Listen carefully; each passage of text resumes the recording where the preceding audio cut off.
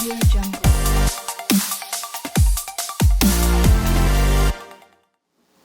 Raise your hand if you've ever known or heard of somebody who took their own life because they were bullied. I'm here speaking to you today because I almost became one of these people. Imagine this.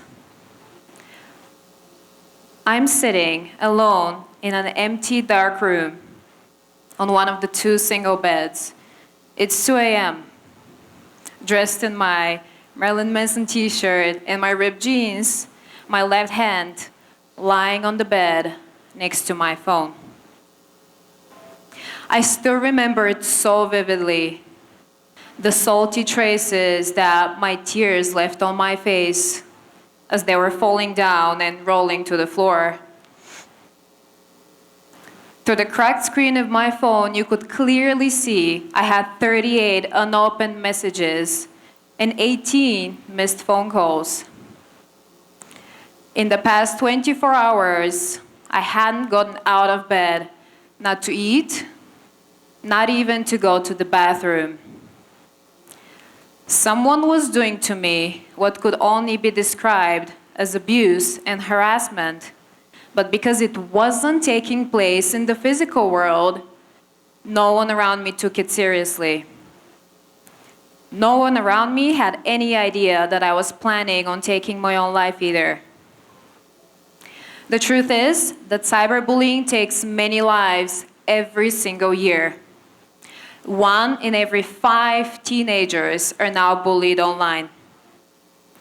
50% of them say that they never confide in their parents after they've been victimized in the online world. Isn't that fascinating? You would assume that your parents are one of the first people you would go to, but you would be surprised of how little they sometimes understand the connection between the online world and the physical one.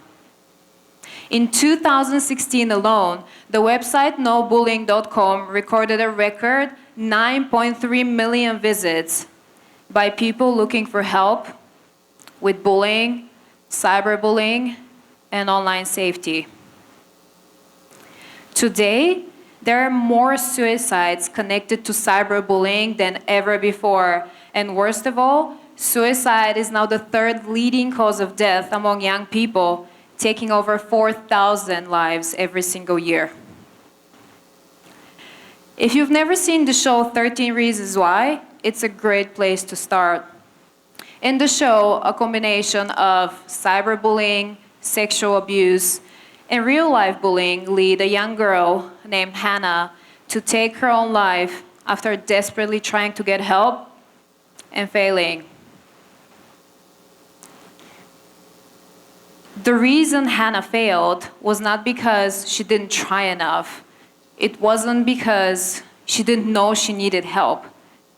It was because people didn't understand or care enough. In the past 20 years, social media has become one of our main tools for communication, especially in the last 10. It's hard to even imagine it's already been over 20 years that it's been around, isn't it? In the beginning, though, for those of us who remember, it was like this suppressed force was unleashed into the universe. We were hungry, starving for the opportunity to express ourselves anonymously without being judged. Soon enough, we discovered that this concept of anonymity, it can be used in many different ways, not all of them good. Log on to any video on YouTube, any popular video, and look at the comment section. You will see comment after comment of people trying to evoke some sort, any negative reaction out of anybody watching, especially the person behind the video. This happens every single day, on every single platform.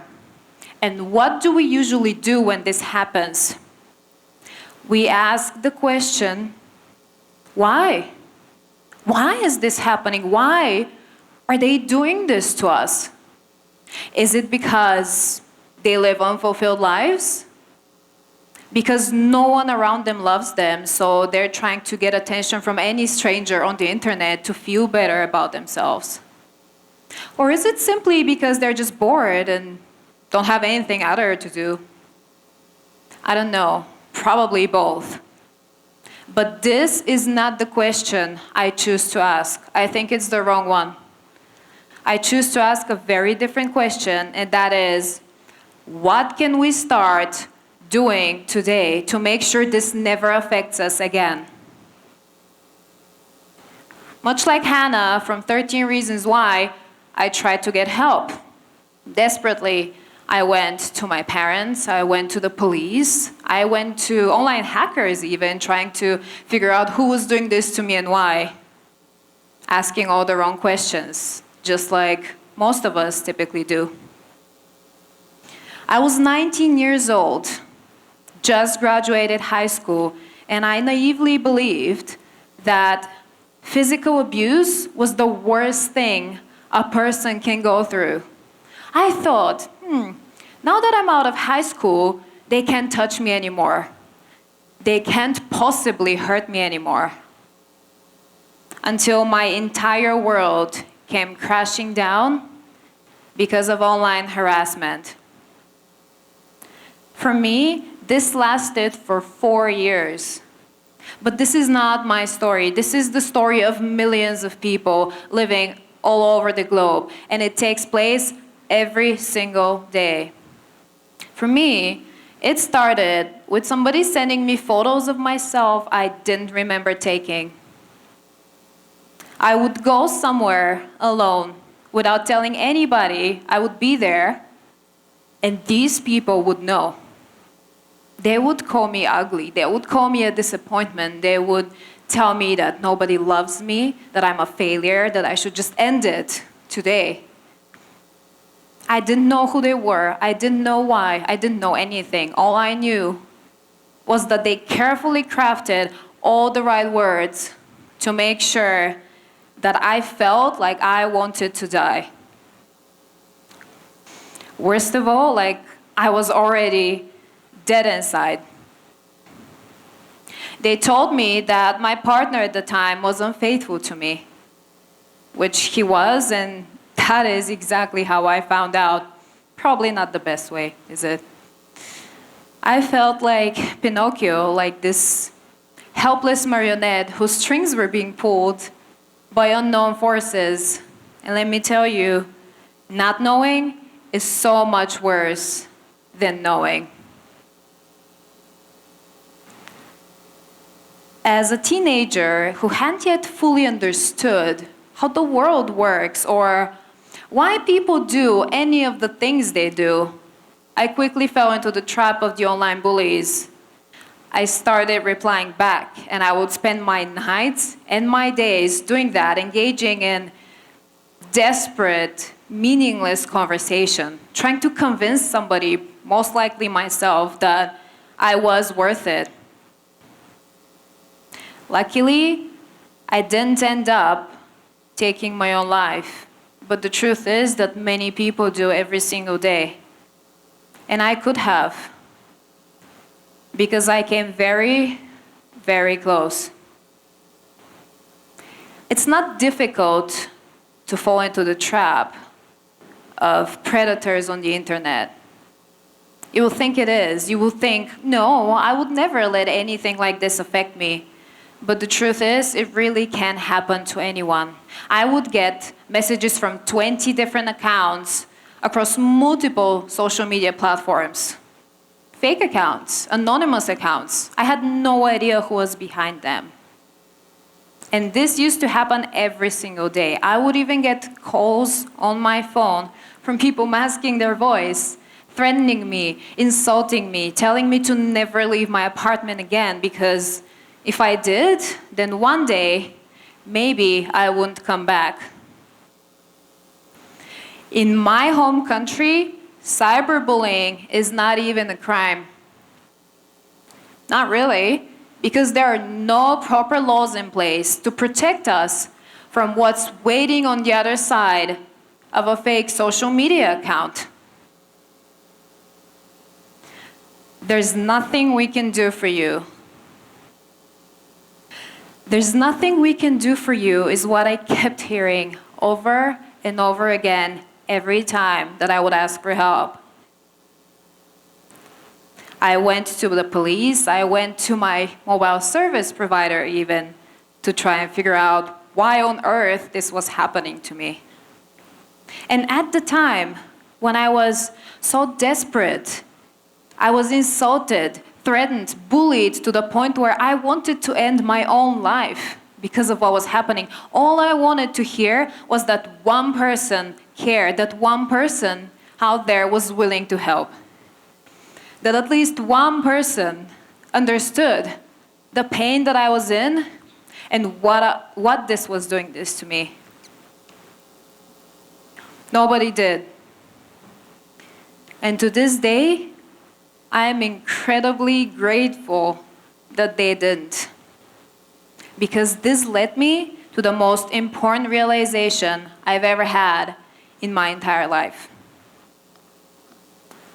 I remember there was this day when it was just a regular day. I was sitting in bed, blankly staring at the screen of my laptop, had been crying for hours and hours, as usual. And I started thinking, I didn't used to always be broken. I used to actually have a normal life. I could almost remember a time when I used to smile, when I used to go out with my friends, when I used to not be afraid for my life every single day.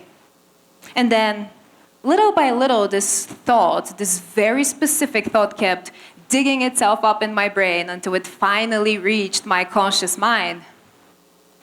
And this thought was, nobody else can help me.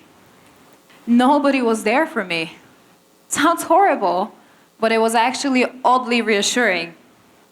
It was new and scary, terrifying really. Almost as terrifying as being here in front of 700 people today. Almost. But it was exactly what I needed at the time, so that I could do the most important thing that I've ever done that saved my life and that I believe can save millions of lives.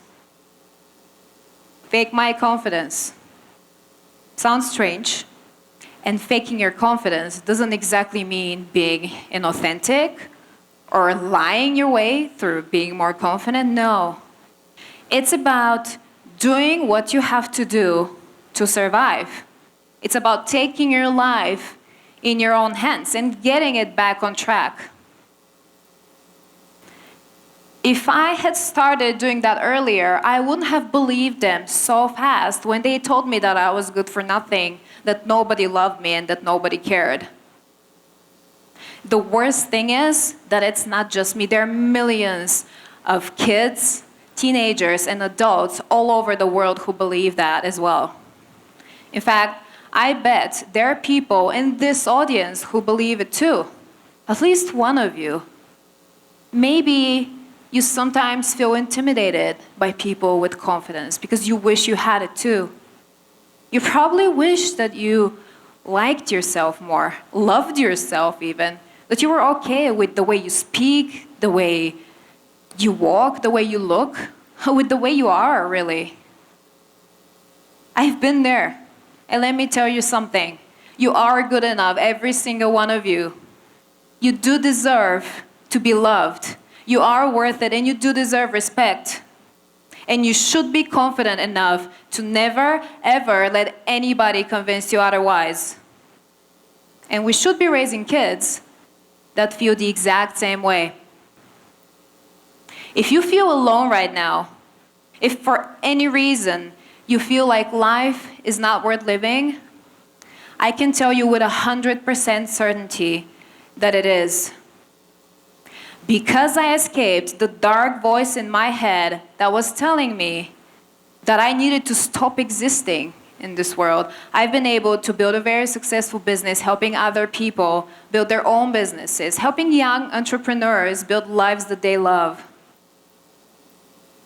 I was able to go from living in poverty to oftentimes not being able to put food on the table and having to eat oatmeal 3 times a day because it was all I could afford at the time. I've went from this to living a life I never even dared to dream that I would live. A life that so many other people in this world deserve to be living as well.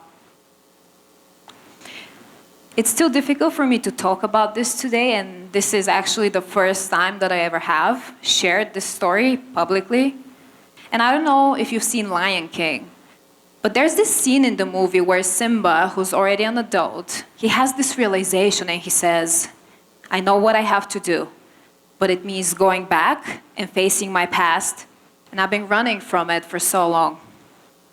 I felt just like Simba.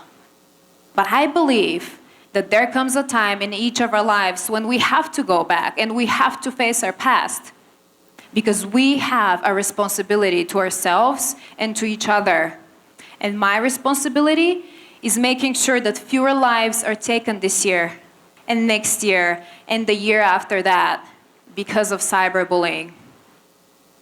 Today, oddly enough, people call me the most confident person in the world, the branding queen, me.